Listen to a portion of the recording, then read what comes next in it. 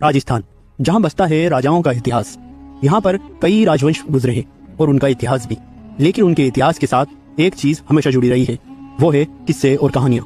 राजस्थान में एक ऐसा किला भी मौजूद है जिससे जुड़ी है मनगढ़ंत किस्से और कहानियां।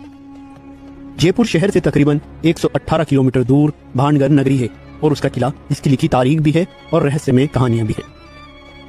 लोग इसके अतीत को बुलाना चाहते हैं, पर इन किस्सों की वजह से बुलाएंगे कैसे? भारत की सबसे भूतिया कही जाने वाली जगहों में भानगढ़ प्रथम स्थान रखता है। किले और इतिहास जुड़वा भाई समान माने जाते हैं। किलों में इतिहास बनता है और इतिहास किलों की महिमा के गुणगान गाता है। भानगढ़ किले के बारे में इतनी सारी कहानियां हैं कि पता नहीं चलता है कि इतिहास कहां से शुरू होता है और कहां खत्म।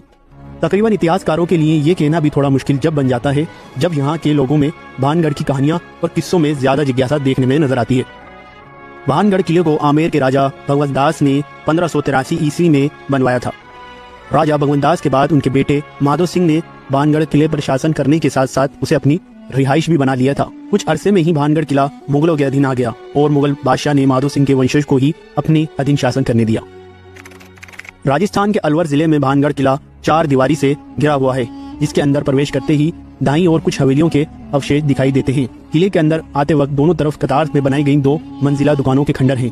किले के आखिरी छोर पर 3 मंजिला महल है, जिसकी ऊपरी मंजिल लगभग पूरी तरह से ध्वस्त हो चुकी है। भानगढ़ का किला चारों ओर से पहाड़ियों से घिरा हुआ है। मानसून के वक्त यहाँ की रौनक देखने लायक होती है और यहाँ पर चारों तरफ पहाड़ियों पर हरियाली ही हरियाली दिखाई देती है। भानगढ़ को दुनिया के सबसे डरावनी जगहों में से एक माना जाता है। ऐसा माना जाता है कि यहाँ पर आज भी भूतों का साया है। आज भी यहाँ सूर्य उदय होने से पहले और सूर्य अस्त होने के बाद किसी को भी रुकने की इजाजत नहीं दी जाती है। भानगढ़ किले के संबंध में जो कहानी कही जाती है कुछ इस तरह बयान होती है। भानगढ़ किले में एक राजकुमारी थी जिनका नाम रत्नावती था, जो बहुत सुंदर थी, जिनके स्वयंवर की तैयारी भानगढ़ किले में उस वक्त चल रही थी। उसी राज्य में एक तांत्रिक सिंधिया नाम का था जो राजकुमारी को पाना चाहता था, परंतु यह संभव नहीं था। इसलिए तांत्रिक सिंधिया ने राजकुमारी की दासियां जो राजकुमारी के श्रृंगार के लिए बाजार से कुछ सामान लाने गई थी, तांत्रिक सिंधिया ने उस सामान में से तेल को जादू से बदल दिया गया। राजकुमारी रत्नावती के हाथ से वह तेल एक चट्टान पर गिर गया। वह चट्टान तांत्रिक सिंधिया की तरफ लुढ़कती हुई आने लगी और उसके ऊपर गिर गई। तांत्रिक सिंधिया मरते समय उस भानगढ़ नगरी वह राजकुमारी को नष्ट होने का श्राप दे गया, जिससे वह नगरी ध्वस्त हो गई।